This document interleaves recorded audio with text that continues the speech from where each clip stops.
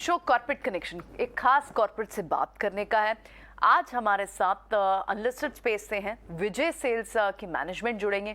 उनसे समझेंगे कि इस क्वार्टर में कंज्यूमर डिमांड कैसी रही है। एक्चुअली ये चर्चा इसलिए भी खास है कि हमें एक जिस्ट पता चल पाए कि 2022 में कंज्यूमर ड्यूरेबल सेगमेंट का ट्रेंड कैसा रहा। प्राइस हाइक्स भी लिए कंपनियों ने, लेकिन उसके बावजूद भी क्या कंजम्पशन स्ट्रॉन्ग रही है। इसी सब पर बात करने के लिए हमारे साथ कंपनी के management MD mister Nilesh Gupta ji बने हुए। बहुत बहुत स्वागत है आपका मिस्टर गुप्ता ईटी नाउ स्वदेश पर। Wishing you a happy new year. सबसे पहले तो नए साल की शुरुआत और शुभकामनाएं आपको। लेकिन साल 2022 की भी कुछ बातें करना चाहेंगे। आपसे पहले तो यही समझना चाहेंगे क्योंकि एक ट्रेंड जो बहुत क्लियरली दिखा वो ये था प्रीमियमाइजेशन का, यानी जो भी प्रीमियम प्रोडक्ट्स थे 2022 में अच्छे खासे बिके, चाहे वो वॉशिंग मशीन्स हो, टीवी हो, लैपटॉप हो। आपको ऑन ग्राउंड डिमांड कैसी दिखी 2022 को, अगर आपको कंपाइल करके मैं बताना हो तो? देखिए, अगर सबसे पहले तो सबको नए साल की हार्दिक शुभकामनाएं। और जहां तक 2022 गया है, आई थिंक ये पहला एक ऐसा साल था जो हमारा कोविड फ्री साल था, और इसमें हमने बहुत अच्छी ग्रोथ देखी है। और खाली ग्रोथ नहीं, हमने बहुत सारे नए ट्रेंड देखे हैं, जैसा कि आपने बिल्कुल सही कहा कि ये साल था प्रीमियमाइजेशन का। और ये शायद ये जो जिस वजह से ये प्रीमियमाइजेशन हुआ है वो है कोविड। बिकॉज कोविड में जब घर में लोग बैठे तो उनको ध्यान आया कि बॉस अब अगली बार हम टीवी खरीदेंगे तो बड़ा खरीदेंगे, फ्रिज खरीदेंगे तो बड़ा खरीदेंगे, और सब वॉशिंग मशीन लेंगे तो बड़े ही के साथ साथ फीचर वाली लेंगे, बिकॉज सबने खुद काम किया है और सबने वो देखा है। तो ये साल बहुत अच्छा गया, इंस्पाइट ऑफ द फैक्ट कि इस साल कीमतें भी बढ़ी, क्योंकि कमोडिटीज के प्राइस बहुत बढ़ गए थे, शॉर्टेजेस थी, तो हर हिसाब से कीमतें बढ़ी। आप देखिए, ट्रांसपोर्ट कॉस्ट जो चाइना से फ्रेट चार्जेस था वो बहुत ज़्यादा बढ़ गया था। तो उसके बावजूद भी हमने अगर ग्रोथ की है तो ये बहुत ही अच्छी बात है। इसका क्लियर कट इंडिकेशन एक ही है कि consumer demand is on the rise, और वो बहुत अच्छा रहा है। और हर जगह हमने हर कैटेगरी में देखा है कि प्रीमियमाइजेशन हो गया है। जो 22 तक जो 21 था, 2021 तक 32 इंच होता था, आज 43 नया 32 इंच हो गया है, और उससे नीचे के तो साइज बिकने ही बंद हो गए हैं। तो ओवरऑल 2022 काफी अच्छा गया है। हमने जो देखी है ओवरऑल वैल्यू ग्रोथ देखे तो हम 25% के आसपास हमारी ग्रोथ आई है, and we expect this growth to sustain further. इस साल भी सस्टेन होनी चाहिए ग्रोथ। राइट, ठीक है। सो यानी आप कह रहे हैं कि जंप भी देखने को मिला डिस्पाइट द प्राइस हाइक, और आप उस ग्रोथ को मेंटेन भी करेंगे। लेकिन एक चीज़, क्योंकि इसमें हमने नीलेश एक चीज़ देखी कि जो कंज्यूमर ड्यूरेबल स्टॉक्स थे उनको पिटाई भी पड़ी है, क्योंकि प्राइस हाइक लेने के बाद, जैसे कि वर्लपूल जैसे स्टॉक्स अच्छे खासे प्राइस हाइक किए और मार्केट शेयर लूज भी हुआ, क्योंकि बड़े प्लेयर्स कई बार अपना मार्केट शेयर इंटैक्ट रखने के लिए बहुत सिग्निफिकेंट प्राइस हाइक नहीं लेते हैं। लेकिन प्राइस हाइक हुआ, उसके बावजूद भी वर्लपूल जैसे स्टॉक्स को इफेक्ट हुआ। आपने कैसे सिनेरियो देखा? कौन से स्टॉक, कौन सी कंपनीज, कौन से ब्रांड्स प्रोमिनेंटली फिर भी despite the price hike consumers की लिस्ट पे रहे? देखिए, सबसे ज्यादा जो ग्रोथ हमने देखी है वो देखी हमने एलजी सैमसंग में। उन्होंने काफी अच्छी ग्रोथ की है, और नए ब्रांड्स भी।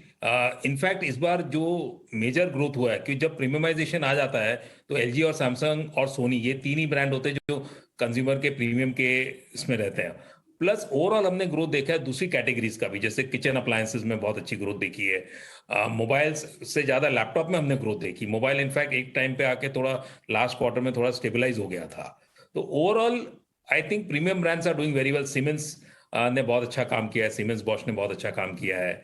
और कुछ ब्रांड्स जो इतने नहीं कर रहे थे, क्योंकि कई आप देखिए कई ब्रांड्स कोविड की वजह से थोड़े से साइडलाइन हो गए थे, तो उसमें अब दूसरे ब्रांड्स जैसे गोदरेज वगैरह ने भी काफी ठीक किया है काम।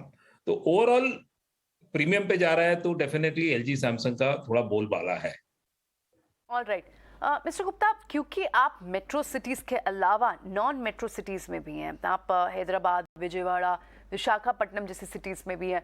एक बार टियर 2, टियर 3 यहाँ से भी, क्योंकि कंज्यूमर डिमांड बहुत स्ट्रॉन्ग है, जो हम लगातार ब्रांड्स एंड कॉर्पोरेट से बात करते हैं कि एस्पिरेशंस भी हाई हैं लोगों की, लेकिन पीछे थोड़ी सी रूरल स्पेंडिंग पे खट थी।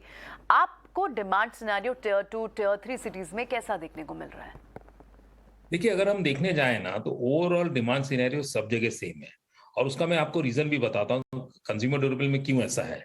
हमारा जो 70 to 80% जो बिजनेस होता है वो ईएमआई पे होता है, और ईएमआई की वजह से क्या होता है कि अगर प्राइस बढ़ भी गए हैं या कोई अफोर्ड नहीं भी कर सकता है, वो बोलता है मैं एक साथ पैसे नहीं दे सकता हूँ, लेकिन मंथली मैं ईएमआई दे सकता हूँ। इस वजह से काफी है। और जैसे जैसे हम समय जा रहा है, हर साल मैं देखता हूँ जो फाइनेंस कंपनीज बढ़ रही हैं, और फाइनेंस कंपनी क्या कर रही है, जिनको पिछले साल तक लोन नहीं देते थे उनको भी वो ग्रुप में ले आते हैं, कोई ना कोई दूसरे सरोगेट लेके।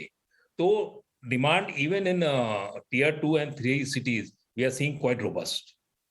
ओके, एक और क्योंकि इसी से आपकी क्लोज नेट इंडस्ट्री वो भी रहेगी, जैसे आपने ईएमआई की बात की कि मेजरली लोग ईएमआई पर लेते हैं, तो उनके प्रिफर्ड ऑप्शंस जो फाइनेंसर्स हैं वो तो बजाज फिनांस, बजाज फिनसर्व जैसे ब्रांड्स बड़े रहे हैं, क्या अब भी प्रोमिनेंटली उन्हीं के पास बड़ा मार्केट शेयर है?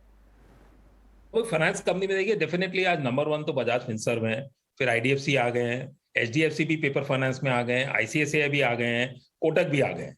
तो ये सारे दूसरे ब्रांड्स क्या होते हैं, जब नए ब्रांड्स जुड़ जाते हैं पेपर फाइनेंस में, तो सबसे बड़ी फायदा जो ग्राहकों को होता है वो ये है कि जिनको पहले कोई नहीं देते थे, आज नया एंट्री या एंट्रेंट जो ब्रांड आता है फाइनेंस में, वो कुछ ना कुछ नयापन करना चाहता है, तो वो बोलता है देखिए ये आपके एग्जिस्टिंग फाइनेंस कंपनी इन लोगों को, इन ग्रुप ऑफ पीपल को नहीं देते थे फाइनेंस, हम देंगे। और जैसे ये देना शुरू करते हैं, एग्जिस्टिंग कंपनी भी देने शुरू कर देती है, तो ओवरऑल पाई जो फाइनेंस का रहता है वो बढ़ जाता है। Okay, all right, absolutely. One last question, Mr. Gupta. क्या, क्योंकि आपकी भी सप्लाई चेन में कुछ कंपोनेंट्स तो बाहर से आते हैं, और चाइना की लगातार जो opening, reopening, restrictions, easing of restrictions, आपकी सप्लाई चेन कितनी बाधित रहती है? देखिए, हमें साल के शुरुआत में 2022 की शुरुआत में सप्लाई चेन ने थोड़ा अफेक्ट किया था, but second half of the year में के बाद हमारा सप्लाई चेन बहुत रोबस्ट हो गया है।